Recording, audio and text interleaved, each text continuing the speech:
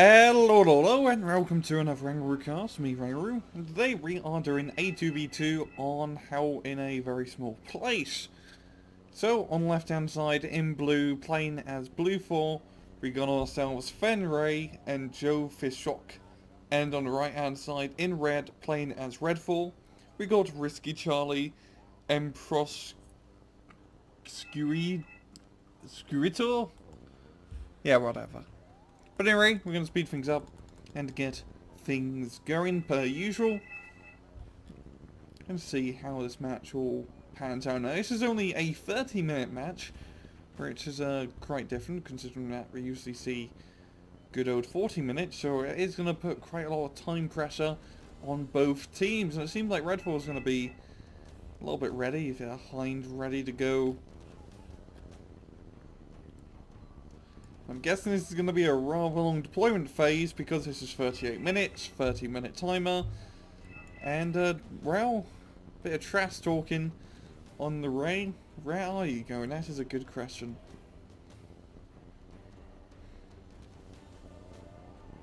And away we go onto the time 2 speed. And, quite heavy pushing to Bravo, Jesus. That is ballsy. Like, you don't need that much stuff in Bravo. We've got H.A. Abrams, 2 Abrams, and all that. You know, I'm guessing maybe he's going to try and move through Bravo and flank into Charlie, but there's nothing in Foxtrot. Or nothing seems to be going to Foxtrot. We've got an ATGM squad and a LKV-90, but that's really it. You know, Fenray is sending quite a bit up into Gulf. While Risky does the same thing. Doesn't seem to be going too aggressive and loading some of his infantry inside the centre hand town, not going for the Gulf rush. And yeah, what the hell is he doing with all of these Abrams? That is a weird manoeuvre, I have to say. Even got the Apache as well. ATGM going into Oblivion up here, and Fenray is going to be assaulting into Gulf. Seeing that nothing's going to attack him, he is just going to move on through. He may want to spread out his forces a little bit, yo, because that is a bit too tight. Yeah, there we go, spreading out the M113s. I'm going to start unloading soon. And God, that is begging to get bombed by an Su-24. And here goes Abrams and rifles moving through. As we got some Concourse. Are you bringing a Concourse squad into a CQC fight? I don't even know. We got Mortar Strictly, retain technology unit to RAL against the Canadian Rifles. I think, yeah, I want to believe Canadian Rifles are better, but the BTR-60 is definitely helping out with their big-ass machine guns. I mean, 14.5mm of lead is definitely something I would not want to be on a receiving end of. You know, at the end of the day, any gun I would not want to be on the receiving end of. Unless it's like a Colibri. I guess you could survive that. Colibri. Yeah, rather weird plays. I mean, we got Blue 4 attacking Gove, tanks in Bravo, and Foxtrot's completely empty, except for the UAZ Concourse going for a little bit of a drive around. And Red 4 really could take advantage of this, get some stuff into Foxtrot. If they could capture his forest, that is a big bloody advantage. And heck, from this forest, you can snipe the enemy CV, and that is... It's not the best spot to put a CV now I think about it. Blue 4 are making a raid up top with the government and the Mortar Strictly defending the point.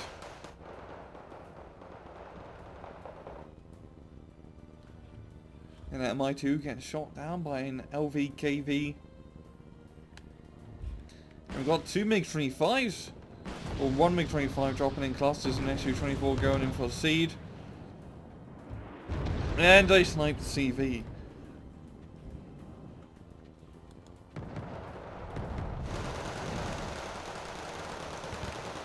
And Mortar Strictly are holding onto a town rather well. Just a long range fast support with their PKMs. As the mortars come in and help out. Oh yeah, there's a mortar.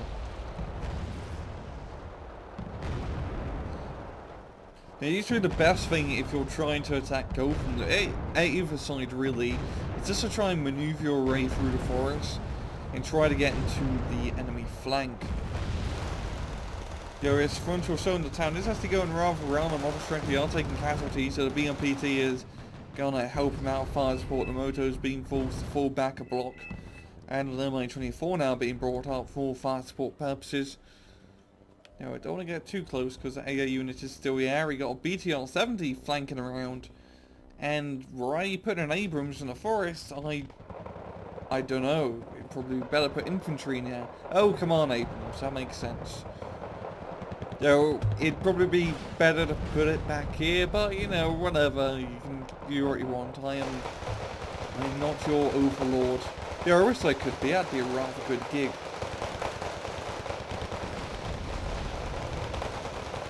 And then the Canadian Rifles, first most directly with M113 support. The Blue Forces win. Here on Abrams doing its thing. And another MiG-25 bomb and run, knocking out those M113s, but the Canadian Rifles don't care because Wargame and cluster munitions. Su-24 not getting any kills and also backing out. And yeah, it's a nice zoom in. Haven't done a zoom in quite a while. All these Canadian Rifles shooting in the air because you've got to love Wargame infantry animations. I mean, good God. I don't know if they're better in Rus or Ruses, because Ruse has some pretty atrocious animations as well. Yeah, they're just shooting back and forth, taking fire.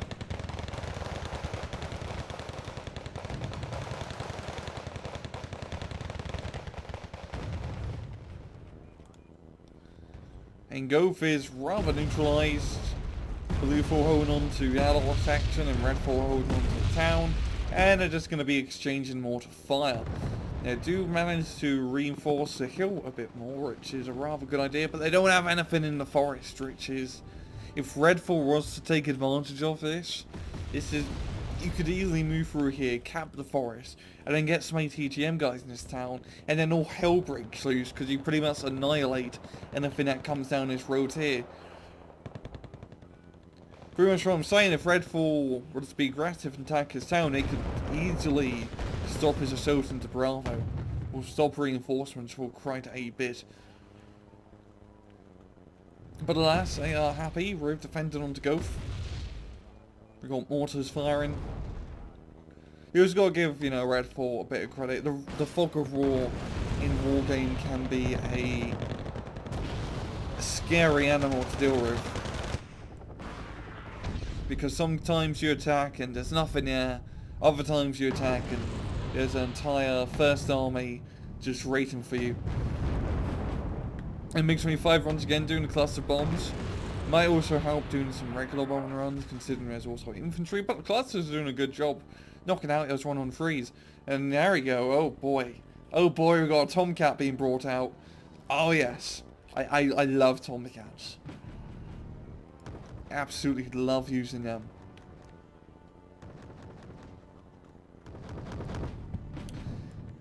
And when you're using Tomcats, you really do need to have 2 of them. Because once you get 2 of them, they shoot in salvos of 2, and their missile has 40% accuracy and deals 9 HE, so you got 4 90% accuracy missile, 40% accuracy missiles, and all you need is 2 hits to kill any plane. It was a pretty decent odds of one-shotting any plane from halfway across the map. And also danger zone, that's really the main reason why Tomcats are wicked to use. Mi-24 getting shot down there, good use of the automatic and whatnot. And other units, I should say. And they're just rather defensive war up top, down below. Where, funny enough, the most action in this map is Bravo, and that doesn't happen all that often. It's usually just a rather quiet sector, and no one wants to try to play Find the Enemy CV in like a haystack of trees and enemy infantry. We got a little bit of a helicopter assault here, the Mi-28s, and there's not really much there I can see. Yeah, nothing. Oh, no, nothing at all. And the Mi-28 gets sniping. There's the Ka-52 there, just going to be killing tank after tank. Easy peasy like.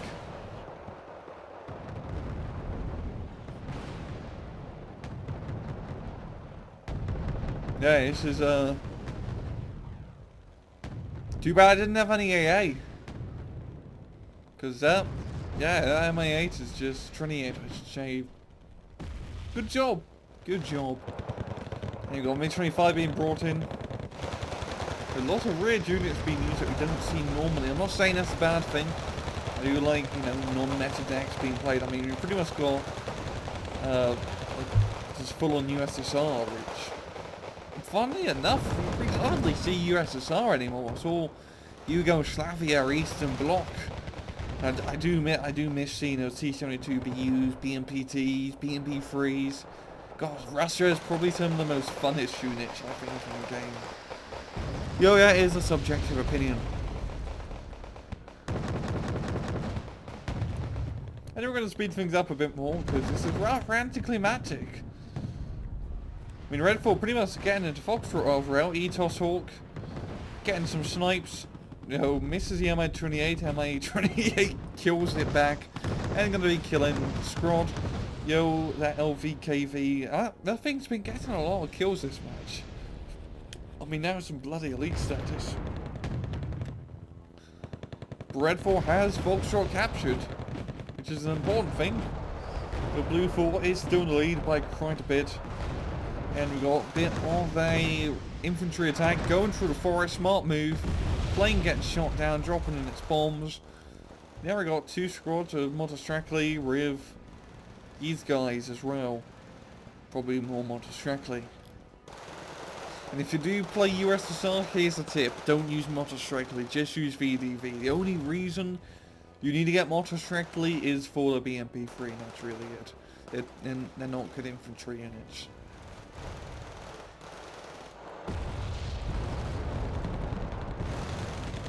Any infantry sowed, going under Ray. I mean, BMP2 is definitely going to be helping out with fire support, and yeah, just moving the Motostrackley through. And that Scandinavian force holds for itself. MiG-25 dropping in the clusters. Su-24 needs really good job using the Su-24 every single time he brings out the MiG-25. I mean, it's always the best idea to bring seed behind your bomber. We've got a flamethrower unit here, the Storm Pioneer, burning up the Motostrackley one man at a time. We've got mortars firing as well. Let's get a nice another zoom in here as the Scandi forces do their best to hold.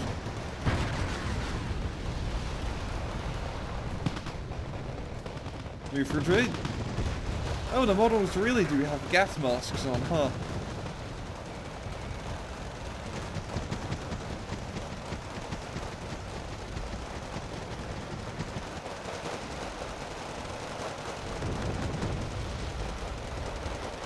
And Wargame is doing a decent job, or I should say Fenray doing a decent job holding on to the outside. I mean, sort of a few bombing runs here definitely knock all of us out, on both sides that is. Well, I guess mortars will have to do. And Bravo still rather quiet. Why does he have... I guess being in the front line, surrounded by Abrams is safe, but still... might be a better idea to keep it back a bit.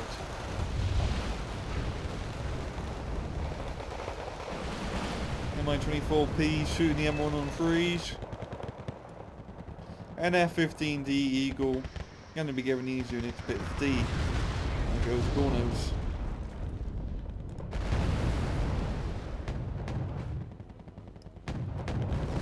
So he can get shot down by Tungus Gubba, it doesn't matter, it manages to kill most of those forces. It will help finish off the remainders out right here.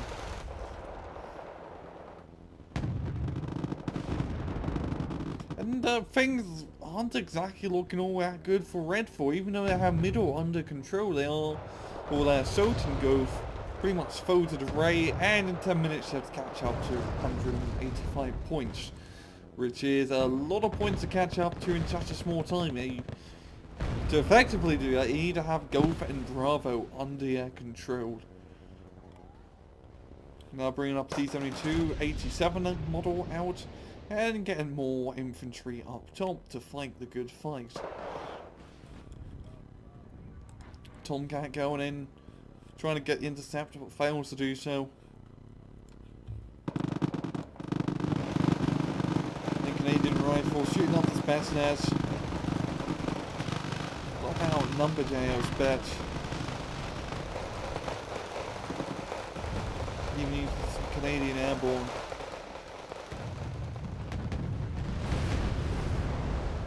And honestly, fighting for Bravo at this point is pretty useless. They're not gonna really make much headway with only 7 minutes. At best bet, as I keep saying, is just to attack through middle. But they are reluctant on doing so. I have to give credit here.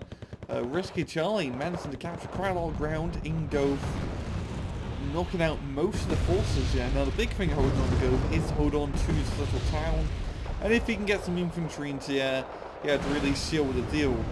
And he needs to move into Echo pretty much right now if he wants to have a chance of winning this match. Because there's not much time left, the clock is ticking.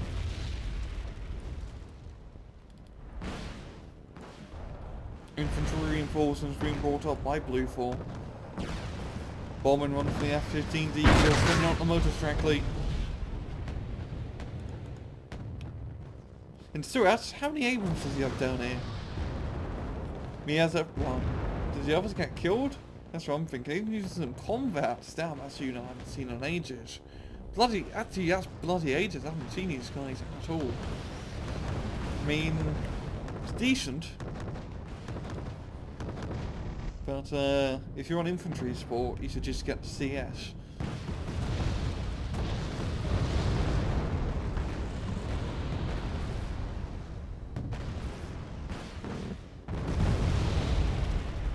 And Rezo on to go.